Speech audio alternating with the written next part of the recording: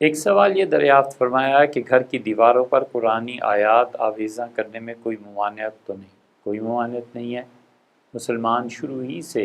اپنے کمروں میں قرآن پاک رکھتے ہیں، اونچی جگہ کوئی بنا دیتے ہیں اس میں رکھتے ہیں، آپ نے دیکھا ہوگا کارنس سے ایک چیز بن جاتی ہے اس پہ رکھ دیتے ہیں، اور اسی طرح قرآنی آیات کمروں میں آویزاں کرنا بالکل درست، صدیوں سے یہ عمل چلا آتا ہے۔ اسی لیے فقہا سے پوچھا گیا کہ کوئی شوہر اور بیوی ہیں اور وہ قرآن پاک کا نسخہ کمرے میں رکھا ہوا ہے یا قرآنی آیات آویز ہیں تو ان کا اس میں کوئی حرج نہیں، اور انہوں نے اسی چیز کو دل دلانے کا امت میں مسلسل کس زمانے سے یہ عمل چلتا آ رہا ہے، کسی نے کوئی اعتراض نہیں کیا، اس سے کوئی حرج نہیں ہے کہ قرآنی آیات آویزاں کی جائیں، اور اس معنی میں اچھا ہے کہ کوئی آدمی قرآن کریم کی وہ آیات یا وہ صورتیں آویزاں کر لیتا ہے جن کو اسے یاد کرنے کی نیت ہے، کہ جب بستر پہ لیٹتا ہے کبھی دیکھتا ہے نظر پڑ جاتی ہے تو انہیں دہراتا رہتا ہے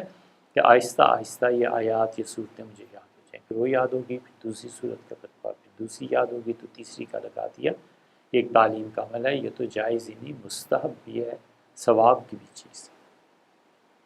اور وہ ایسا ثواب ہے جو اسے مستقل ہوتا رہے۔ فقہا نے لکھا ہے کہ